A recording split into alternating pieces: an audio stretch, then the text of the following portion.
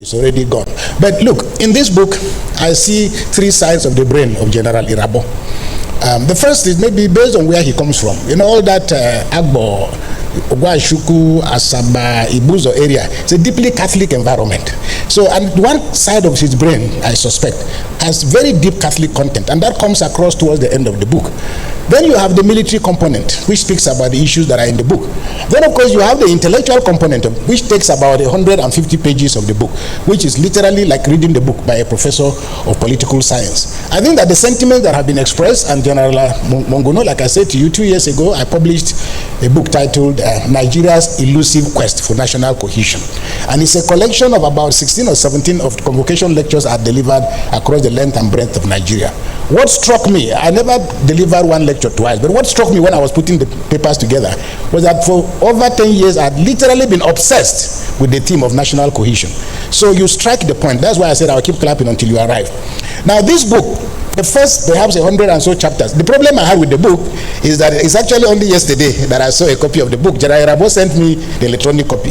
Unfortunately, the electronic copy, for economic reasons, because I'm a priest, I didn't want to waste too much of my money, so I reduced the type font. And that meant the pages were also severely reviewed. So in my review, my pages are not the same with the pagination in the book. Last night, I tried to review my review up till about midnight, and then I thought, should I go and start looking at the pages? It got too tedious, so I stopped. Anyway, this book is 285 pages. And President Obasanjo has already made the point on page 4 in italics when he said, I am hopeful that this contribution to the body of knowledge will serve as a value addition to the process of peace, security, and development of Nigeria. Everything else in the book is literally a detail. Now, the book has 14 chapters, and the 14 chapters are divided into 3 sections. The first section is titled The Ghost That Lives in Us. And then the second part is the Boko Haram Conundrum. And the third part is titled I Set on Tomorrow, which for me is perhaps the most important part of the book. Because not only is it futuristic, it admits the broken dreams of Nigeria. It admits all the mistakes that have been made, but tries to point at a picture. And when you read the book, you will see that General Irabo is not talking now with military arrogance about what the military has done, but he talks about the issues, the soft issues that we need to become a... See, this video will shock you. I want you to please take your time. Listen to this video, Bishop Hassan Kukah, what he said on this video. When he said where Nigerian government got it wrong. Where Nigerian government got it wrong. Reasons why we are still suffering today. Reason why insecurity is increasing. Reason why cost of goods and services continue to go up. Reason why the country is not safe. Let Hassan, Mr. Bishop Kukah Hassan, explain to you where Nigeria government got it wrong. Do you understand what I'm saying? So, you see, we have a lot of problem, and sometimes they will say they don't know what to do. It's just that they are not ready to learn. They don't learn. They don't take advice. That is the problem. So they claim or they think they know everything. You don't know everything. That's why Peter Obi will say, if you are Mr. No, you know everything, you're a madman. It is only a madman who claims to have not everything. Meanwhile, you don't know everything. Nobody in this world who knows everything. Just that what you know better than what another person knows, or what you know is not the same. So now let Miss Bishop Hassan Kukah explain to you where Nigeria government got it wrong, what they should have done and they refused to do, where the problem is coming from. You know, Nigeria problem is big. Is like this: big, large. Now, so Nigeria problem view. Do you understand? So the problem is not just to come talk about the problems. What are the solutions? This is why you need to listen to the video to see the solutions, not just to talk and criticize and talk without any giving solutions. What of to have done that they refused to do. So now take your time, listen to this video, and you thank me later. Please do me a favor, like, share, comment, and subscribe to this YouTube channel. Be your guy now. It doesn't take anything. It doesn't cost money to subscribe. It's just for you to die your hand. Just when you don't finish, just click on that subscribe button. Then you hit the notification bell. That's all. That's all I want you to do for me. If you do that, kudos to you. You are the boss. So please do that for me. I'll be your guy now, so that you get to see your date like this next time. Let's go and see what Bishop Kukah said. No humane society, because I think he admits also in the book that Boko Haram, and I think it's a philosophical question, but it's also an intellectual question we can debate. Namely, is Boko Haram a cause or is it an effect? Is it a reaction to the brokenness, for the broken dreams, to all the convoluted environment that has been created in Nigeria in the last 60 years? how did we dredge up this group of human beings? They didn't come from another planet. They are our children, our grandchildren, and so on and so forth. So the author goes through all of this, and then I think he opens the book by telling a story. And I think what I felt when I read the book was, I thought, before I even started reading the book, that this will be a book about strategy, about plan, about all the gara-gara, all the shooting, all the plotting, but it's a completely different book that you can read very comfortably on a chair. But the first thing that struck me was when the general said he decided to visit his troops. And thank God that General Rabo is, as you can see him, slim, athletic, obviously not a very heavy man. Because when he got to his soldiers, it was very easy for them. They lifted him up with excitement. I mean, this broke military protocol. But I think just to tell you, this is the chief of general staff. He arrives and these soldiers are so excited to see him that they lifted him up. And he said, and I quote, "The soldiers seized and carried me high as if I had injected them with doses of oxytocin." I don't know what that is. That could make them pursue Boko Haram with bare hands. And then shortly after that, he encounters the soldiers, and then he looks around, and then he poses a more complicated question, because then not a solution, because he's asking himself again. He says, how did we get here? What has gone wrong? Who will tell the political class of the despicable conditions of our forces? What remedies exist? Will this ever end? This is on page 4 of the book. And then right there, he admitted that the foundations upon which independent Nigeria was created as a political entity failed the test of national unity and cohesion. Page 23. The psalmist in the book of Psalms, Psalm 11, verse 3 says, "Foundations once destroyed, what can the righteous do?" So the very fact that Nigeria continues to go one step forward, 3 steps backwards, one step forward, 3 steps backwards, and we are unable to resolve the issues that we started out with, suggests. And that is answered in chapter 2. When the general now says, this is chapter, the title is "When the Shield Becomes the Sword." Quite a contradiction. How can a shield that is meant to protect you become the sword? And he says, in talking about Nigeria's fractured history, talking about the military coup, he says, and I quote, "The author admits that the 1966 coup is a very sensitive issue because it has created myths, rumors, conspiracy theories around the origins and the plot of its victims. The coup, which was intended as a shield against post-independence political leadership failures, became the sword of chaos." So if you're looking for what is wrong in Nigeria, why Nigeria is still not working today, January 1966 is the scene of the crime. And for policemen, intelligence people who are involved in crime scene investigation, when you contaminate a crime scene, you lose evidence. Nigeria has refused, one, to return to the crime scene, and even when they've returned to the crime scene, they've become hesitant. And I think this is the point that our brother, the former NSA, has made. Now, the author goes on to talk about the Boko Haram conundrum. Now, the good thing about the book is that it doesn't discuss the theology of Boko Haram, which is a subject for another day. But he makes the point, even if it is in passing, about the circumstances, social, economic, political, that brought about this. And I will speak to it towards the end of my presentation. But please, let us not forget, in all this conversation about Boko Haram, and I think this is where the Nigerian government has gotten it wrong. First of all, let's not forget, we are the ones who gave them the name Boko Haram. They didn't say that they are Boko Haram. We are the ones who gave them the name. And because we gave them the name Boko Haram, we have become comfortable. It has affected our strategy. And that is why we're focusing on, they say they know like book, that the education, Western education is, but if you go back, and I've done a little bit of research on Boko Haram for quite some time. My brother and the director of the Kukah Center, Father Barkindo, here, his PhD thesis at the prestigious School of Oriental and African Studies was on Boko Haram. They've done extensive translations of the kind of things that Boko Haram was talking about. And until you access the kind of thing Boko Haram was talking about, you are shooting at the wrong board.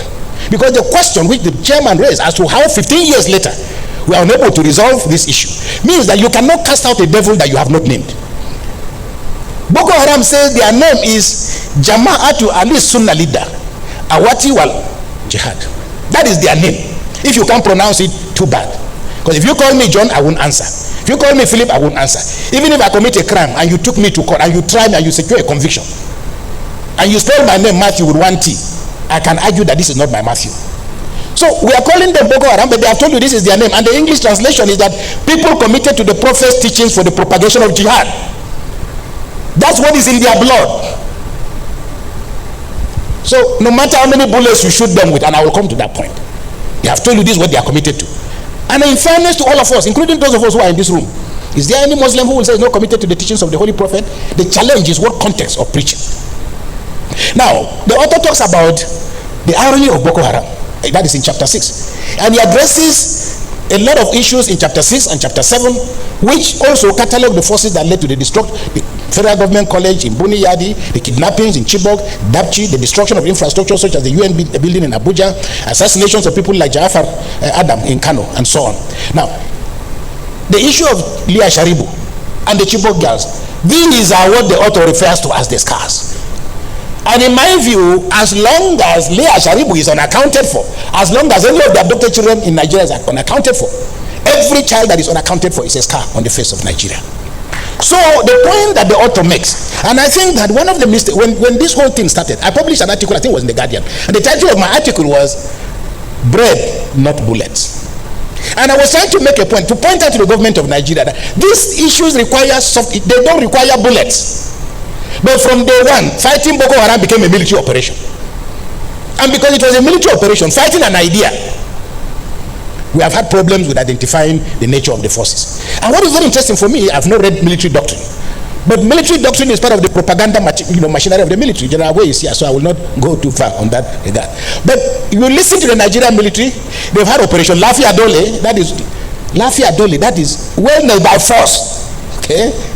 How can you make Lafia by force? But we have Operation Lafia Dole, Operation Flush, Operation Restore Order, Operation Hadankai, Operation Zaman Lafia, Operation Rawankada, Operation Amli Fakad, Operation Yanchin Tafki, Operation Sharafege, Operation Lake Sanity, and so on and so forth. One operation fails, the late Patrick Itiwe of blessed memory. So when he came to, when the Northern Regional Government decided to bring all these Indians and Pakistanis after the Civil War. So many of them came. Some of them were hospital attendants, but they came to Nigeria as medical doctors. So Patrick Itiwe, because for Nigeria, if you see skin color, many of us, if you go to hospital now, many of my friends who have gone to London, they go to what's it called, the name of that street in London?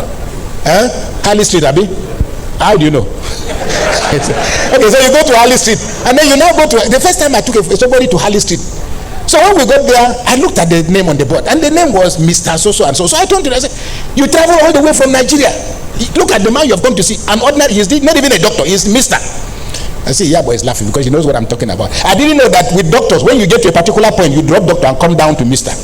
But when you go there and you open the door and you see a Nigerian, first of all, there is one kind that you feel. But if you see an Indian, you feel better. If you see a white man, you feel more confident.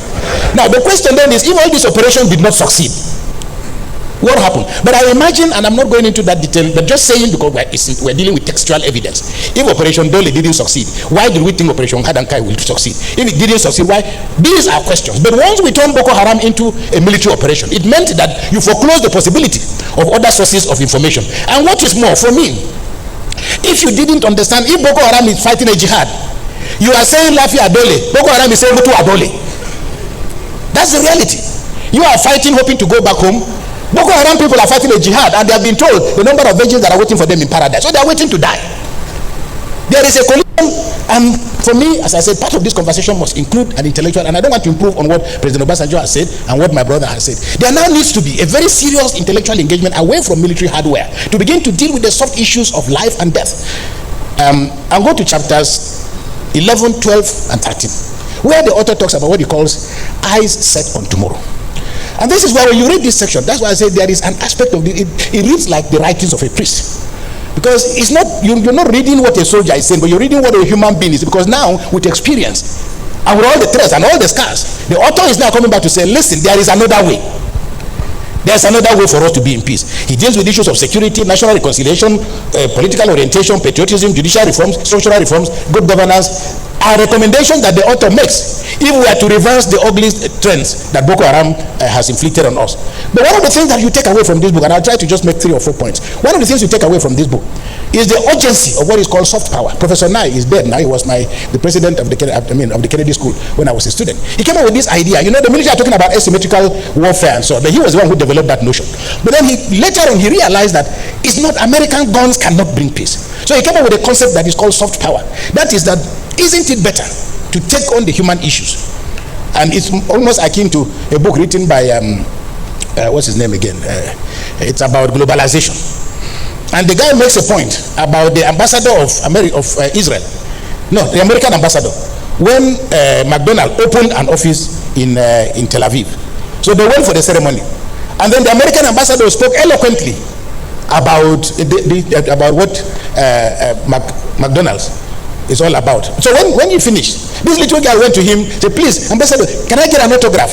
And the man took the paper, was very excited. The ambassador took the paper, wrote his name, ambassador of the United States of America, and gave to the girl. The girl looked at it and threw it back at him. He said, I told you were ambassador for McDonald's. You know, what am I doing with ambassador of America? The idea of soft power, is the things are largely intangible. I visited South Africa, for example, and then I was invited for dinner by the late Archbishop of Cape Town. Well, he told me, so Islamism threatens to destroy the foundations of Islam as a sacred religion, and we must collectively insist, because this is where Boko Haram started from, and this is why the danger. Northern politicians, please remember, okay, Metasile, what happened in 1982? The relationship between Abubakar Rimi and Muhammadu, who became Metasile. Again, we give these names. The man's name was Muhammadu Marwa, but Nigerians call him Metasine, whereas the man's name is not Metasine. The only thing was that Sine in Hausa means to curse, and because the man was always saying, if you are not doing God, curse on you. People started calling the one who is always cursing people. They say Metasine, that is the guy who is always cursing people. In the vocabulary, in the literature today, that is the name by which he is called. But it was a result of the breakdown of his relationship that began the process of Metasine and the violence it brought. Secondly, what is now Boko Haram? Let's not forget the killing of Muhammad Yusuf, who was a friend of the governor, and the relationship broke down. The point I'm making here is that we religious leaders and the political actors must also come to terms with the fact that there are boundaries, and if these boundaries are not respected, you can pay the imam, you can pay the marabout, you can pay the bishop, you can pay whatever money you want to. Good governance is not about how much we are dispensing. Finally, the Egyptians dealt with Islamism when it reared its ugly head. The people of Algeria in 1993 dealt with Islamism when it raised its ugly head. There are so many of us, there are Boko Haram sympathizers, they are not immediately available to us. But we know that there are people with fat bank accounts who are funding them. Maybe there was a time it didn't matter. And I'm happy again, the former NSA made the point. We've come to a point in which we should be at the point in which injury to one is injury to all. Right now, it's possible if they say, oh, they burnt a mosque in Ibadan. Oh, please, okay, I'm watching a football match. They said they killed 20 Muslims in Ibadan. But if they tell you they killed 20 Christians, yeah, too bad. So we must walk towards a point, because Islamism still poses a serious danger. Finally, during his inauguration, and please, may I make a request, sir, with due respect, can we please stand up for just 2 seconds, please? Can we please all stand up? All right, please sit down. May the soul of President Buhari and the souls of all the faithful departed through the mercy of God rest in peace. And please sit down. I say so because he was the one who appointed General Irabo. So without him, General Irabo may not have written this book and will not be here. But on May 29, 2015, President Buhari, in his famous "I belong to everybody, I belong to nobody" speech, said that, quote, and I quote, "Boko Haram is a typical example of small fires causing big fires. An eccentric and unorthodox preacher and a tiny following by his extrajudicial killing." That is the killing of Yusuf, the beginning of the crime. 10 years later, the embers of Boko Haram fires have not gone out yet, and Nigeria must still answer the question as to how a gallant military that fought a civil war in 30 months, it routed the rebels in Liberia and Sierra Leone in record time. Yet, over 15 years later, we are unable to put out the fires, the small fires. There is death of passion in the Nigerian military, and General Rabo deserves our commendation for opening up what I hope can become a major phase in mapping out how to rescue our country from the clutches of the devil. I owe, and all of us owe him, a debt of gratitude. But whether we resolve these scars by plastic surgery, or whether we can, like a Nigerian musician, Olumide, call Seal, who is famous not for his being handsome, but the kind of scars, if you see his face, it is an elephant, a leopard, tear his face. But he has turned his scars into something beautiful. So these scars, whether we resolve them by plastic surgery, I don't know. But I thank you, General, for the invitation.